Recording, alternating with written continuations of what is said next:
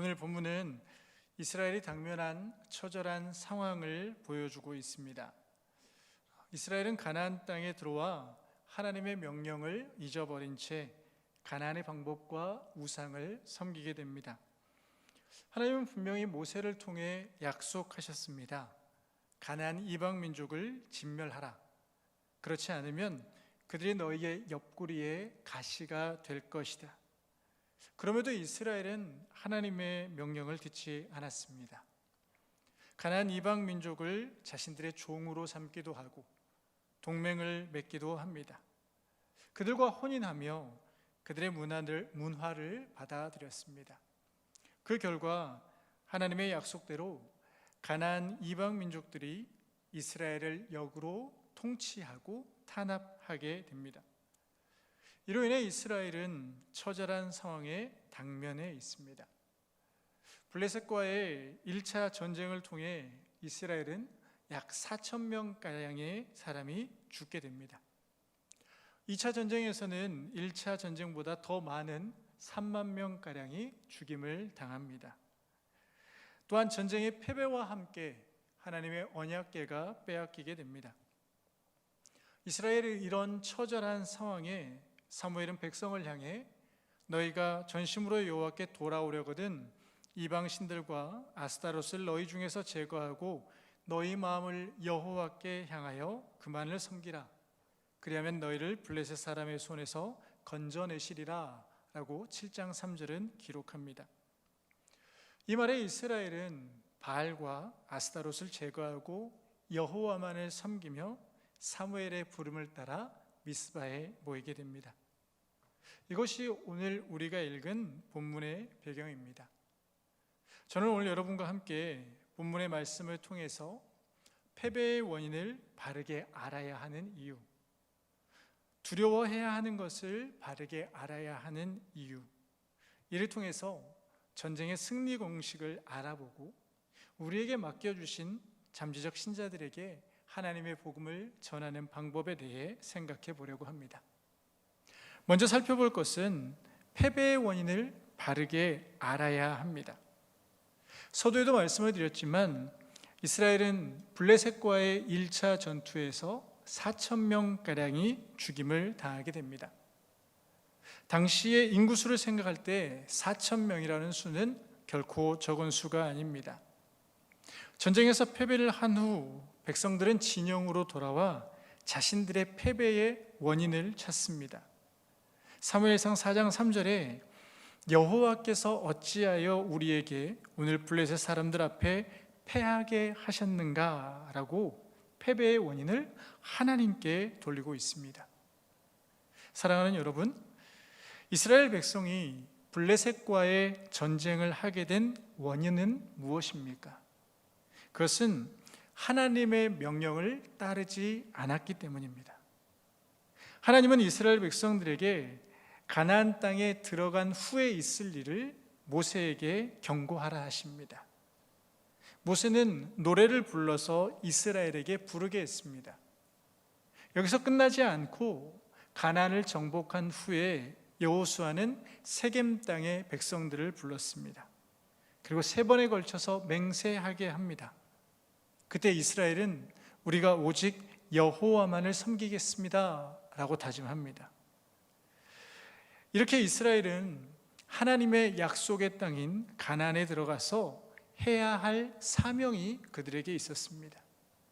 그 사명이 과연 무엇일까요? 그들은 그 가나안 땅에서 하나님 나라의 모형을 만들고 이방 나라들에게 하나님이 통치하시는 나라, 하나님의 통치를 받는 백성의 삶이 어떻게 다른지를 보여주어야 하는 사명이 이스라엘에게 있었습니다. 그러나 안타깝게 이스라엘의 실제 삶은 그렇지 못했습니다. 다양한 문제들이 있었지만 가나안 땅으로 이주한 후 이스라엘에게 닥친 가장 큰 문제는 농사를 어떻게 짓는가입니다. 이스라엘은 대대로 목축업을 주업으로 삼았습니다. 그러나 가나안 땅은 목축업이 아닌 농업을 주업으로 삼았습니다. 그러므로 이스라엘 백성들이 어떻게 농사를 지어야 하는지 알지 못했기에 자신들이 포로로 잡고 동맹을 맺은 가나안 사람들이 어떻게 하는가를 보게 되었습니다. 그들이 행하는 하늘의 신과 바람의 신에게 때에 따라 제사를 드리는 모습을 보고 배우게 됩니다. 그런데 그들이 지금 놓치고 있는 핵심이 있습니다. 그 핵심이 무엇일까요? 이스라엘을 인도하신 여호와 하나님은 이방의 신처럼 어느 한 가지를 다스리는 신이 아니라 모든 것을 말씀으로 창조하시고 만드신 모든 것을 통치하시는 창조주 하나님이시라는 겁니다. 이스라엘은 모든 만물의 주인 되신 하나님을 섬기며 살아갔지만 그들은 하나님께 묻지 않습니다. 그저 그들의 눈에 보이는 이방의 문화를 보고 배우게 된 겁니다. 즉, 문제의 근원은 자신들에게 있는 겁니다. 하나님 때문에 블레셋과의 전쟁에서 패배한 것이 아니라 자신들에게 패배의 원인이 있다라는 겁니다. 그럼에도 블레셋과의 전쟁에서 패배한 이유를 하나님께 돌리며 하나님을 향한 원망과 불평을 하고 있습니다. 여호와께서 어찌하여 우리에게 오늘 블레셋 사람들 앞에 패하게 하셨는고? 그들은 자신들의 삶을 돌아보지 않았습니다. 자신들이 왜 블레셋과 전쟁을 해야 했고 왜 자신들의 젊은 4,000명이라고 하는 사람이 죽게 되었는가 하는 문제를 자신들 안에서 찾지 않습니다. 하나님께 문제를 돌리고 하나님이 자신들을 지켜주지 않았기 때문에 이런 결과를 얻게 되었다라면서 문제의 해결점을 다른 곳에서 찾으려고 합니다. 여호와의 언약궤를 실로에서 우리에게 가져다가 우리 중에 있게 하여 그것으로 우리를 위해 우리 원수들의 손에서 구원하게 하자라고 말합니다. 문제를 바르게 인식하지 못하기에 해결 방법은 더 이상한 방향으로 흘러가고 있습니다. 이스라엘이 하나님의 언약궤를 가지지 않았기 때문에 전쟁에서 패배한 걸까요? 하나님께서 그들을 블레셋 사람들에게 패배하게 하신 것일까요? 결코 그렇지 않습니다. 하나님은 이스라엘을 애굽 땅에서부터 인도하셨고 40년 광야의 시간을 그들을 먹이시고 보호하시고 인도하시고 안내자가 되어주셨습니다. 400년 사사 시대에도 그들의 부르짖음을 사사를 통해 구원해 주셨습니다. 자신들의 삶을 바라보지 못하며 그들은 철저하게 하나님을 탓합니다. 하나님을 원망합니다. 그리고 언약궤를 가지고 전쟁에 나가면 승리할 수 있을 것이다 라고 생각을 했습니다. 과연 결과는 어떠했을까요? 여호와의 언약궤가 진영에 도착했을 때에 온 이스라엘이 큰 소리로 외칩니다. 여호와의 언약궤가 우리에게 다가왔으니 우리가 이겼다라고 그들은 착각합니다. 심지어 블레셋 사람들조차 두려워하여서 신이 진영에 이르렀다라고 두려워하며 벌벌 떱니다. 그러나 결과는 어떻습니까? 1차 전쟁의 패배보다 더 심각한 3만 명의 수가 죽임을 당하게 됩니다. 하나님의 언약궤는 빼앗기게 되고 당시 대제사장인 엘리의 두 아들 홈니와 비느하스도 죽게 됩니다. 사랑하는 여러분, 이스라엘의 모습은 오늘 잠재적 신자에게 복음을 전해야 하는 저와 여러분의 모습과 닮아 있지는 않습니까? 문제를 바르게 알지 못하면 엉뚱한 방법과 방향을 찾는데 헤맬 수밖에 없습니다. 우리에게 맡겨주신 잠재적 신자를 구원하기 위한 복음 전파는 특별한 사람에게, 특별한 은사를 가진 사람들만 하는 일로 취급하고 있지는 않으십니까? 이스라엘이 가나안 땅에서 하나님 나라의 모형을 만들고 하나님의 통치를 받는 백성의 삶이 어떠한가라는 사명을 받았다라면 예수 그리스도의 십자가 보혈을 믿음으로 구원받은 우리에게는 어떠한 사명이 주어졌을까요? 나만 예수를 잘 믿고 나만 예수를 믿고 살아가는 것이 하나님이 우리에게 주신 사명일까요? 내가 받은 구원의 복음을 기뻐하며 만끽하면서 구원의 종착역을 바로 내가 되어야 한다라고 하는 것이 하나님이 우리에게 원하시는 사명일까요? 사도 바울은 그의 영적인 아들 디모데를 향해 마지막 유언을 다음과 같은 말씀으로 남깁니다. 우리 디모데후서 4장 2절 말씀을 함께 읽도록 하겠습니다. 너는 말씀을 전파하라. 때를 얻든지 못 얻든지 항상 힘쓰라. 범사에 오래 참음과 가르침으로 경책하며 경계하며 권하라. 아멘. 지금 사도 바울은 2차로 구금이 되어 곧 순교를 당하게 될 상황입니다. 그럼에도 그의 마지막 부탁은 말씀을 전하라입니다. 때를 얻든지 못 얻든지 항상 힘쓰라 라고 하는 겁니다. 그렇다면 사도 바울의 부탁이 그의 영적인 아들 디모데에게만 한정된 걸까요? 사도 바울은 골로새 교인들을 향하여서도 이렇게 부탁을 하고 있습니다. 골로새서 4장 3절 말씀입니다. 함께 읽겠습니다. 또한 우리를 위하여 기도하되 하나님이 전도할 문을 우리에게 열어주사 그리스도의 비밀을 말하게 하시기를 구하라. 내가 이 일 때문에 매임을 당하였노라. 아멘. 사도 바울은 지금 감옥에 갇혀 있습니다. 감옥에 갇혀 있는 상태로 골로새 교인들에게 편지를 쓰고 있습니다. 그런데 그가 그 골로새 교인들에게 중보해 달라고 하는 내용은 자신의 상황과 환경이 좋게 되게 해달라고 기도의 요청을 하고 있지 않습니다. 감옥에 갇혀 있음에도 하나님이 전도할 문을 우리에게 열어주사 그리스도의 비밀을 말하게 해달라고 부탁하고 있습니다. 사도 바울이 그의 영적인 아들인 디모데에게 그가 세웠던 골로새 교회에 권면하고 있는 이유는 과연 무엇일까요? 하나님 나라의 복음 전파의 사명은 사도 바울 자신만이 아니라 예수를 믿는 모든 자에게 동일하게 주시는 사명이기 때문입니다. 사랑하는 여러분, 우리는 이 사실을 바르게 알아야 합니다. 하나님이 특별한 사람이 아닌 너무나도 평범한 우리에게, 부족한 우리에게 맡겨주신 사명이기에, 심부름을 맡겨주셨기에 저와 여러분은 이 일을 감당해야 합니다. 또한 감당할 수 있습니다.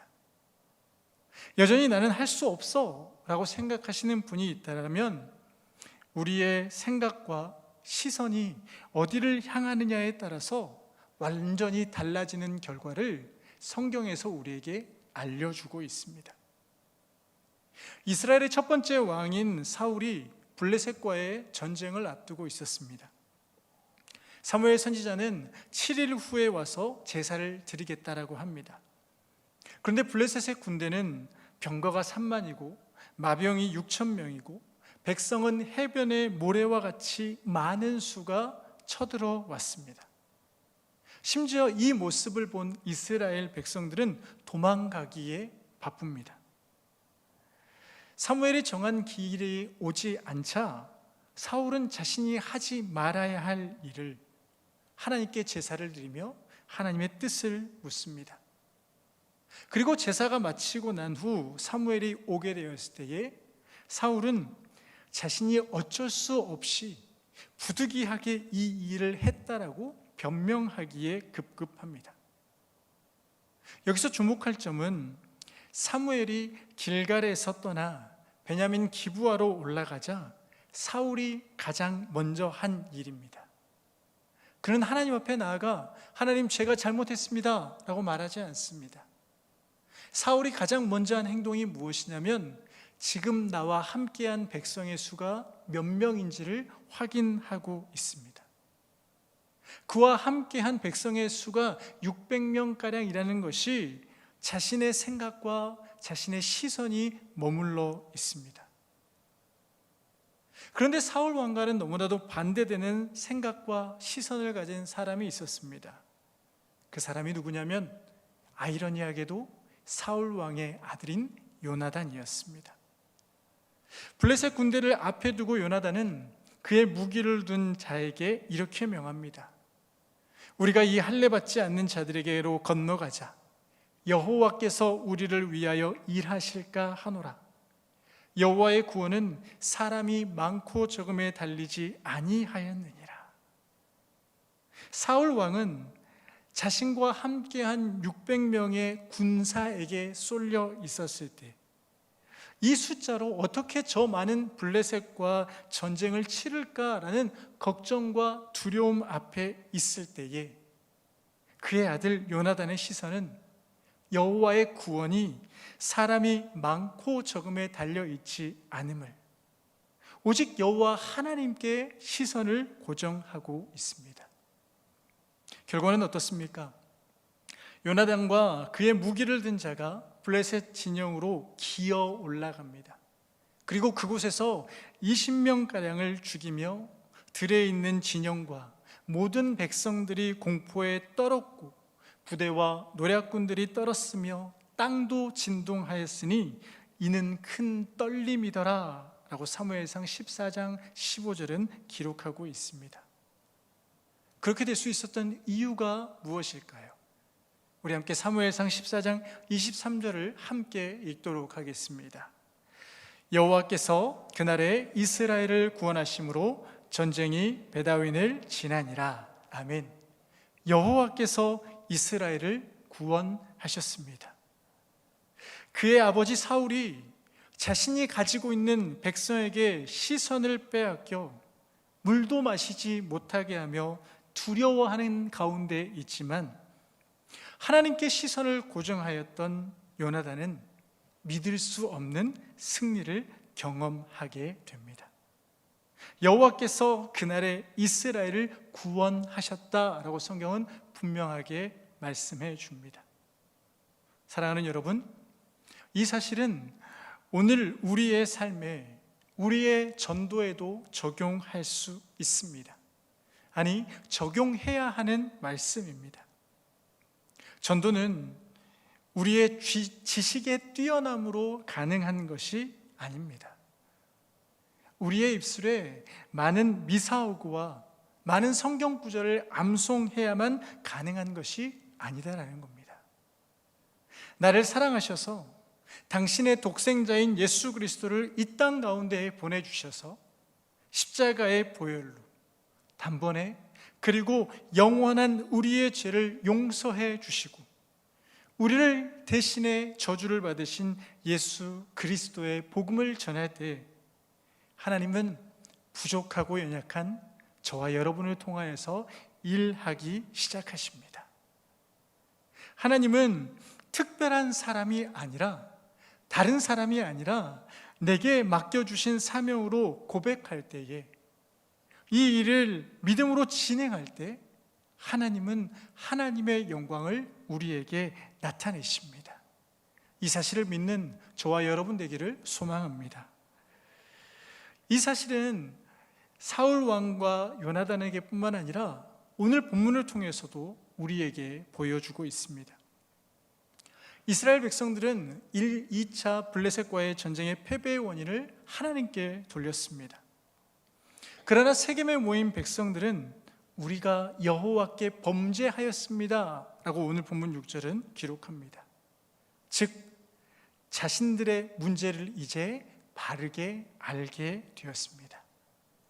문제를 바르게 알게 되자 그들은 두려워해야 하는 대상이 누구인지를 바르게 알게 되었습니다. 여기서 우리는 자연스럽게 두 번째 주제로 넘어가야 합니다. 이스라엘은 이제 두려워해야 할 대상을 바르게 알게 됩니다. 이스라엘 자손이 미스바에 모였다라는 말을 블레셋이 듣게 됩니다. 이스라엘을 치기 위해 미스바로 쳐들어옵니다. 자신들의 눈에 가시와 같던 이스라엘을 진멸할 수 있는 절호의 찬스가 왔습니다. 이스라엘 자손들에게 이 말이 들려오자 그들은 두려워합니다. 그러나 그들은 진짜 두려워해야 할 대상을 누구인지 알고 있었습니다. 우리 8절 말씀, 오늘 본문 8절 말씀을 함께 읽도록 하겠습니다. 이스라엘 자손이 사무엘에게 이르되 당신은 우리를 위하여 우리 하나님 여호와께 쉬지 말고 부르짖어 우리를 블레셋 사람들의 손에서 구원하시게 하소서. 아멘. 이들은 자신들의 원인을, 자신들의 문제를 바르게 알지 못했던 자들입니다. 그러나 오직 여호와를 사모하며 그들에게 있는 이방 신들과 아스다롯을 제거하고 오직 하나님께만 마음을 다하였습니다. 자신들이 처한 상황에 시선이 고정된 것이 아니라 하나님께 시선을 돌렸습니다. 그랬더니 두려움의 대상이 블레셋이 아니라 여호와 하나님이라는 사실을 알게 되었습니다. 사랑하는 여러분, 우리는 두려워해야 하는 대상이 누구인지를 바르게 알아야 합니다. 사단은 우리를 향하여서 끊임없이 유혹하고 우리를 시험하고 우리를 넘어뜨리려고 합니다. 그래서 너는 할 수 없어, 너는 말도 어눌하잖아, 너는 가진 게 없잖아 라고 우리의 전도의 사명에 물을 끼얹을 때가 많이 있습니다. 그때 우리가 분명히 알아야 할 사실은 우리가 두려워해야 할 대상이 누구인가라는 겁니다. 예수님은 전도 여행을 떠나는 제자들에게 이렇게 말씀합니다. 마태복음 10장 28절 말씀입니다. 우리 함께 읽도록 하겠습니다. 몸은 죽여도 영혼은 능히 죽이지 못하는 자들을 두려워하지 말고 오직 몸과 영혼을 능히 지옥에 멸하실 수 있는 이를 두려워하라. 아멘.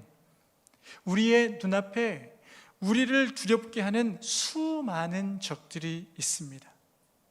수많은 유혹과 시험이 우리 앞에 있습니다. 그러나 우리가 알아야 할 사실은 그 모든 것들은 우리의 영혼을 영원한 심판의 자리에 끌고 갈 수 없다라는 겁니다. 우리의 영과 육을 영원한 심판의 자리로 끌고 갈 수 있는 분은 오직 여호와 하나님 한 분뿐이라는 겁니다. 그렇기에 우리가 두려워해야 하는 자에게, 여호와 하나님을 두려워하는 자에게는 다른 그 어떠한 것이 두려움의 대상이 될 수 없다는 거죠. 이 사실을 다윗은 바르게 알았기에 자신보다 큰 덩치와 갑옷으로 무장한 다윗을 향하여서 이렇게 고백합니다. 전쟁은 여호와께 달려 있다라고요. 믿으십니까? 예전에 한 영화에 이런 대사가 나옵니다. 최종병기 활이라고 하는 영화인데 자신의 너무 사랑하는 누이를 붙잡은 적장에게 주인공이 이런 대사를 합니다. 두려움은 즉시하면 그뿐, 바람은 계산하는 것이 아니라 극복하는 것이다 라고 하며 화살을 쏴 적장의 목을 관통해 사랑하는 누이를 구출하게 됩니다. 사랑하는 여러분, 우리는 무엇을 두려워하고 있습니까? 잠재적 신자가 내 말을 듣지 않을까 하는 것에 두려워하고 있지 않습니까? 내가 과연 외운 이 전도지의 내용을 잘 말할 수 있을까라는 것을 두려워하고 있지는 않습니까? 혹시 내가 이 말을 해서 관계가 멀어지는 것이 아닐까 두려워하고 있지는 않습니까? 사단은 끊임없이 우리를 향해 해방하고 우리를 두렵게 하고 있습니다. 그러나 우리가 두려워해야 하는 분은 우리의 영과 영혼을 능히 지옥에 멸하실 수 있는 하나님 한 분만을 두려워하면 그 모든 문제는, 그 모든 유혹과 시험은 더 이상 우리에게 문제가 될 수도 없고 우리의 두려움이 될 수 없다라는 겁니다. 그 사실을 오늘 본문은 기록합니다. 많은 수로 싸워보기도 하고 심지어 언약궤를 가지고 싸웠는데도 이스라엘은 대패했습니다. 그렇다면 아무런 준비도 하지 못한 채 블레셋과의 전투를 한다면 너무나도 뻔한 결과가 있지 않겠습니까? 그런데 성경은 너무나 놀라운 결과를 우리에게 알려줍니다. 10절에 사무엘이 번제를 드릴 때에 블레셋 사람이 이스라엘과 싸우려고 가까이 오매 그날에 여호와께서 블레셋 사람에게 큰 우레를 발하여 그들을 어지럽게 하시니 그들이 이스라엘 앞에 패하였다라고 오늘 본문 10절은 기록하고 있습니다. 사랑하는 여러분, 이스라엘의 수가 많아서 블레셋과의 전쟁에서 승리했습니까? 그들이 가진 전략이 좋아서 승리할 수 있었습니까? 그들은 아무것도 대비하지 못했지만 그들이 가지고 있는 것, 그들이 두려워해야 하는 대상을 바르게 알았기에 그 전쟁에서 승리할 수 있었습니다. 그날에 이스라엘 백성이 아닌 여호와께서 블레셋을 상대하십니다. 도무지 상대가 되지 않을 것 같은 블레셋을 사무엘의 기도의 힘으로, 이스라엘 백성들이 오직 여호와를 사모하는 힘으로 이기게 되었습니다.